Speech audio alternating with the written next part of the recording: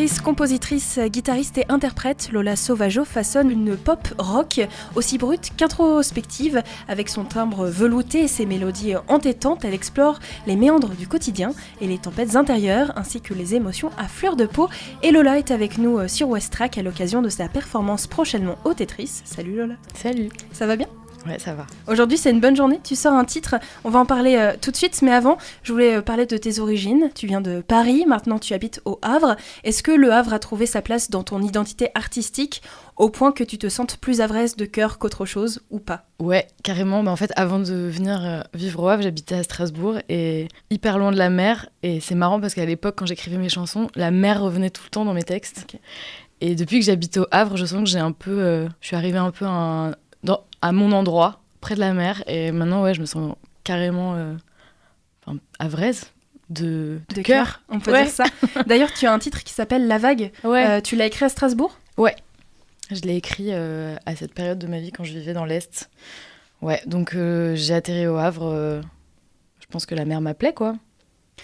Ta musique, c'est des textes très personnels. Je trouve que ça oscille un peu entre pop, rock. Si tu devais décrire ton univers en une image ou une sensation, ce serait quoi ? Est-ce que du coup, ce serait la mer ou autre chose ? En une image ou une sensation ? Plutôt une mer agitée. C'est pas obligé que ce soit la mer. Hein. Si c'est une mer.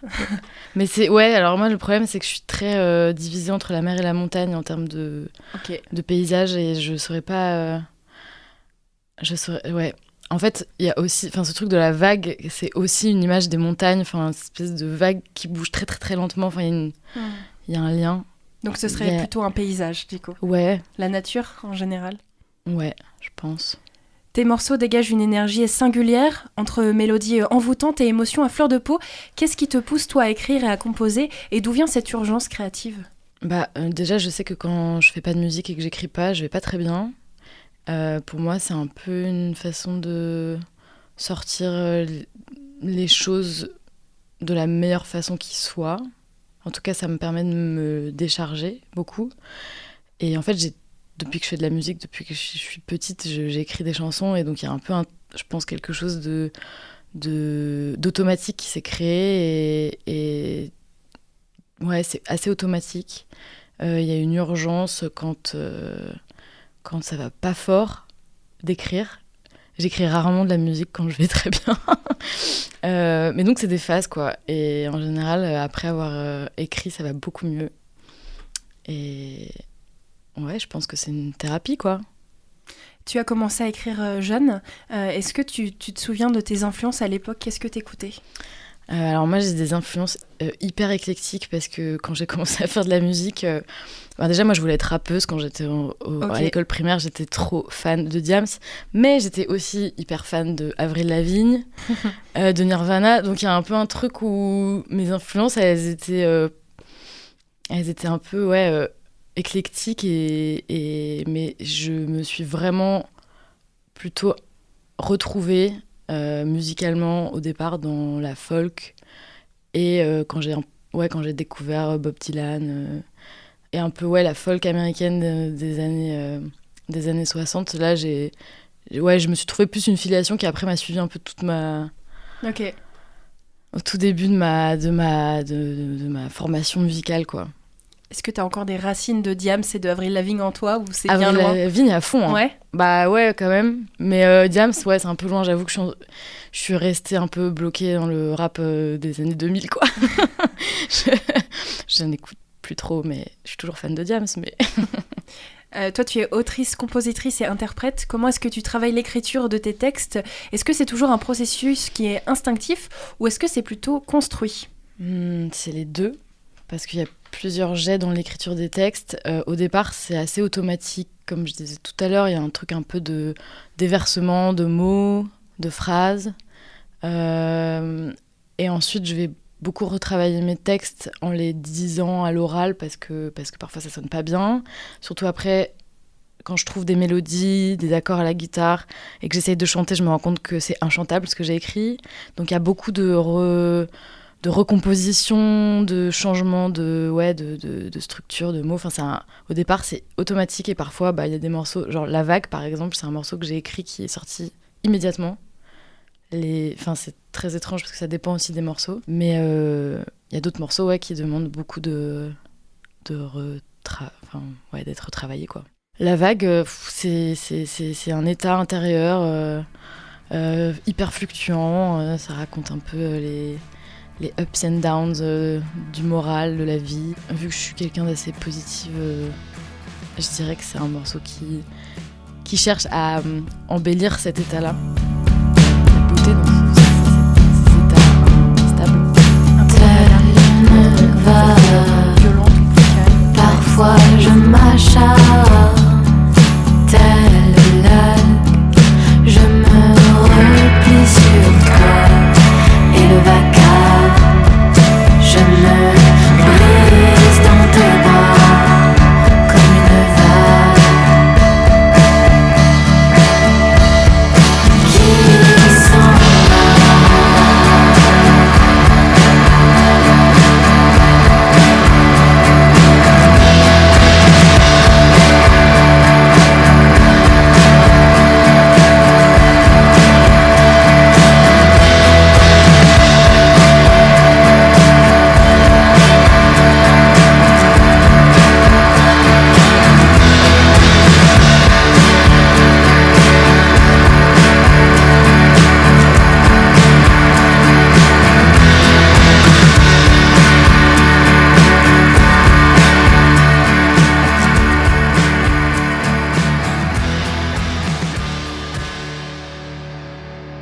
Tu vas être en concert au Tetris le 7 février.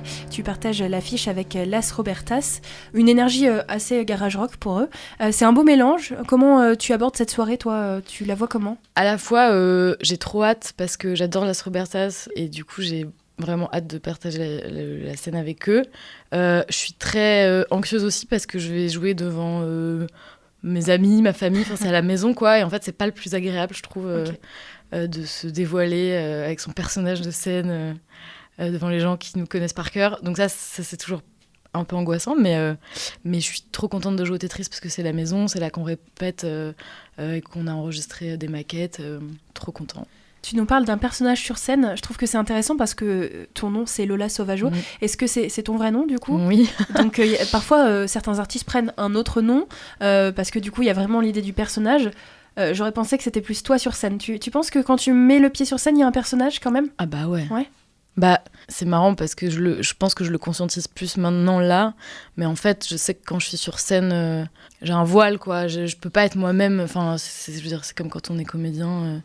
À partir du moment où on est sous les lumières, à faire quand même quelque chose qui est absurde en vrai, d'être au milieu d'une scène, en train de chanter des chansons méga intimes avec ta guitare. Enfin, non, mais c'est. Ouais, le personnage, il est là pour te protéger. Et moi, je sais que je suis vachement... je pense que je suis pas la même personne. Une là, protection, en tout cas. Ouais, bah le track, en fait, déjà, te crée un personnage, je pense, mais ouais. T'as toujours le track avant de monter sur scène? Bah ouais. Est-ce que t'as des petites solutions, des petits rituels? Faire un câlin au groupe. Essayer de respirer. Mais en général, le track, il me stimule, quoi. C'est pas un track qui me bloque. Donc ça va, je le vis quand même bien. T'as quand même l'habitude de la scène. En 2024, l'année dernière, il y a eu une récompense de Norma. Et qu'est-ce que ça t'a apporté, cette récompense? C'est Start & Go? Ouais, c'était génial parce que ça nous a permis de terminer l'EP, quoi. De financer toute le mix et le mastering de l'EP, un bout de l'enregistrement. Enfin, c'était trop bien.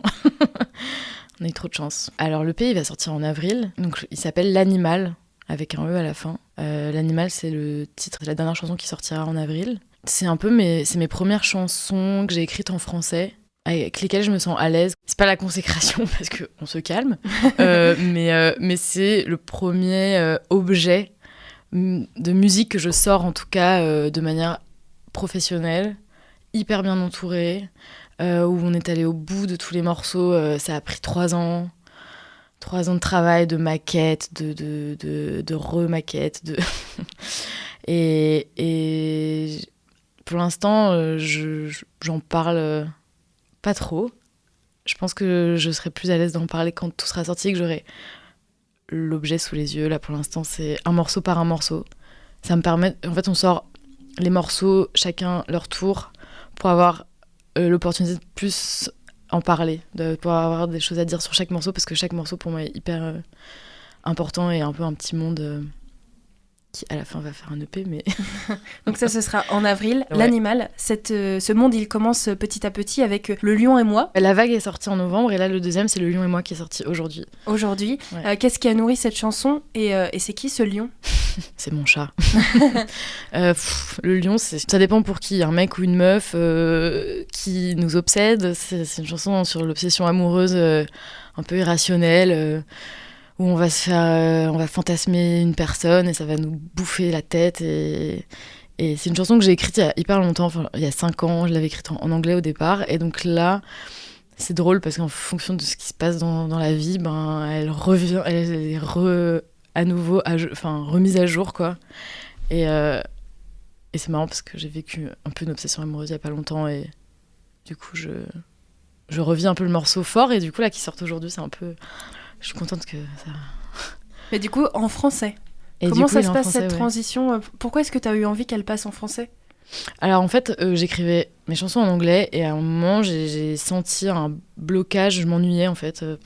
J'avais l'impression que écrire en français, ça allait être un challenge, que ça allait être un peu une étape dans ma façon d'écrire et de composer, que je me sentirais plus légitime, plus à l'aise. Et puis il y a quand même un énorme défi de faire sonner le français quand on fait de la musique pop-rock, quoi, et de la faire sonner bien. Enfin, c'est une langue, moi, que j'aime beaucoup, et j'ai toujours écouté beaucoup de chansons françaises, et donc j'ai eu envie de relever le défi, quoi. Et donc je suis passée au français, je sais pas, ça fait 5 ans que j'écris en français, qu'en français maintenant. Et j'avais des chansons que j'aimais beaucoup en anglais, donc que j'ai retravaillé en français. Et Le Lion et moi en fait partie. Le Lion et moi est donc disponible dès aujourd'hui. Et demain, tu dévoiles un clip. Alors si vous entendez cette interview, il est possible que ce soit déjà sorti. Est-ce que tu peux nous parler, sans trop nous révéler évidemment de ce clip, tu peux nous plonger dans cette atmosphère, nous partager une image forte du tournage peut-être? Ouais, alors le tournage c'était rigolo parce que donc je l'ai fait, le clip a été réalisé avec mon adelphe Gabriel, et en fait, on n'avait rien prévu, c'est-à-dire que c'était Noël, on était dans l'est de la France, dans les champs, dans la maison de mon grand-père, et je lui ai juste dit, moi, genre, je m'imagine courir, courir dans les champs, dans la campagne, qui est une campagne très dure, c'est vraiment les champs de betteraves à perte de vue, il n'y a rien. Et ouais, je lui ai juste dit, j'ai envie de courir, parce que ce morceau, je sais pas, il y a une urgence, quoi, c'est une fuite un peu. Et il m'a dit ok, on va prendre la voiture. Donc notre cousin est venu avec nous, il a pris la voiture. Mon adelphe s'est mis dans le coffre, a commencé à filmer. Et puis moi je courais, enfin voilà. Et en fait du coup c'est un clip qui avait été fait en 2 heures, monté en une demi-heure. Le début c'est dans une église, qui est l'église du village de mon grand-père. Et c'est des images volées, presque prises comme ça, sans qu'il y ait eu beaucoup de réflexion avant. Donc c'est un clip assez, je perds mon mot. Moi j'aurais dit intime, mais toi tu veux dire spontané? Ouais, hyper spontané. Mais très intime aussi, bah oui, en fait on sent, enfin je sais pas, en plus à ce moment-là je pense que j'étais un peu dans un moment émotionnel intense, et je crois que pendant le clip j'ai ressenti fort ce truc, et du coup je courais genre pour ma vie. Ça a une signification du coup si t'étais dans le village de ton grand-père en période de fête, c'est ça? Ouais, en plus en plein Noël, vraiment la période où t'as envie juste de t'échapper, quoi. Moi, juste l'image de mon cousin qui conduit à 2 km/h sa voiture pendant que toi tu cours avec Gabriel dans le coffre avec sa caméra, et moi qui cours, je pense que c'est déjà pas mal, un bon souvenir. Gabriel est mon adelphe, c'est-à-dire que au départ c'était mon frère, mais qui est non-binaire maintenant, et donc se fait genrer au Yel, et adelphe c'est le terme pour, c'est un peu comme siblings en anglais, quoi. C'est non-genré. C'est le terme non-genré pour les frères et sœurs. Voilà. Je voulais te parler du statut d'artiste, notamment indépendant aujourd'hui. Je pense que c'est un vrai défi pour beaucoup. Comment est-ce que toi tu vis cette aventure, et c'est quoi tes prochains objectifs, tes prochains projets? Comment je vis cette aventure rocambolesque, déjà cette année j'ai quitté le boulot que j'avais pour avoir plus de temps. Du coup, moi, en fait, je réussis à vivre en étant à la fois en CDD, je donne des cours d'éveil musical au SEM, du coup, à côté, à la fois en faisant des concerts, en essayant cette année de faire mon intermittence. Mais pour l'instant, je suis dans un peu une survie financière. Ouais. Mais je préfère être un peu... je préfère ne pas très bien gagner ma vie, avoir du temps à donner pour la musique, parce que ça prend en fait beaucoup de temps. Et si je fais mon intermittence, si j'y arrive, là, ce serait un peu le rêve, quoi. Mais il faut comprendre, pour ceux qui ne connaissent pas bien, que les artistes peuvent être intermittents du spectacle. Il y a un certain nombre d'heures à réaliser et c'est un statut qui est quand même difficile à obtenir. Et donc c'est vrai, quand on est artiste indépendant, qu'on débute comme ça, en tout cas on sort son premier EP, etc., c'est difficile justement c'est un gros changement en tout cas. Ah ouais, puis après moi j'ai la chance de pouvoir jouer aussi seule, accompagnée de ma guitare, et du coup pouvoir jouer dans une formule qui est plus simple et plus adaptable, et qui me permet d'aller jouer dans des bars, des endroits qui sont moins... en tout cas, qui sont pas des salles de concert, et en fait, jouer avec un groupe... Nous, on est 5 sur scène, on sera 5 au Tetris. C'est très compliqué de trouver des lieux où jouer, où on est rémunéré. Enfin, ouais, c'est compliqué, mais on va peut-être y arriver. En tout cas, c'est une belle année qui commence, c'est un beau projet. Et avec cette EP aussi, il y a cette date, le 7 février, au Tetris, à 20h.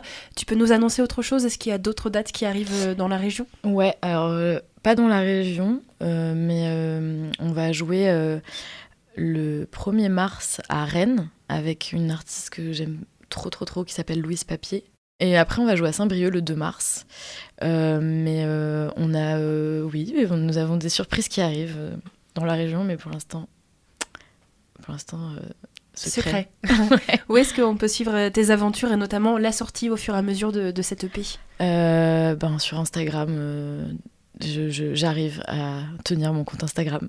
C'est déjà pas mal. Merci beaucoup. On se donne rendez-vous, en tout cas sur la scène du Tetris, le 7 février à 20h, aux côtés de Las Robertas. Rendez-vous sur le site du Tetris pour prendre vos places. Et puis merci beaucoup, Lola. À bientôt. Merci beaucoup.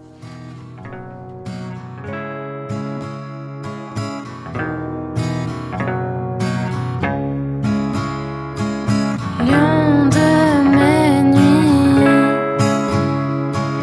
que fais-tu de ta vie? Quand je dors, quand je ris, dis-moi de quoi tu as peur. De quelle île es-tu l'empereur? Lion de mes nuits, que fais-tu de ta vie? Quand je dors, quand je ris, dis-moi de quoi tu as peur. De quelle île es-tu l'empereur?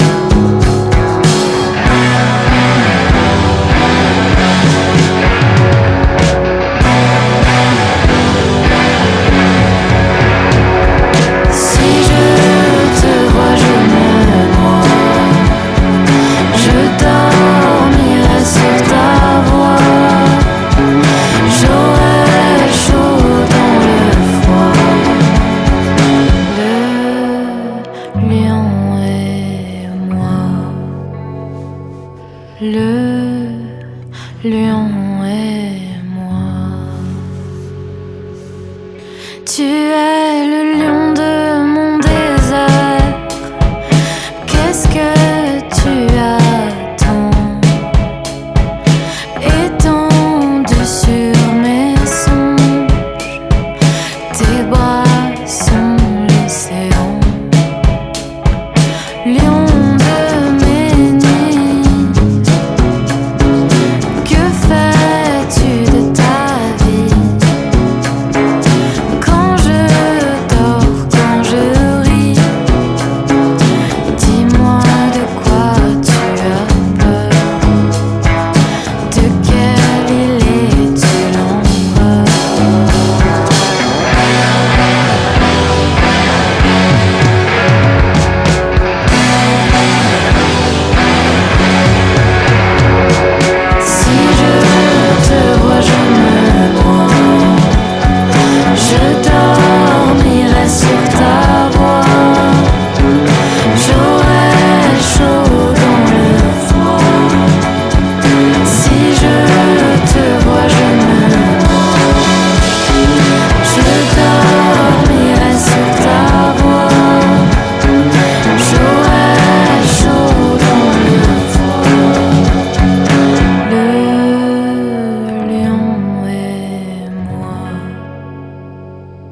Le lion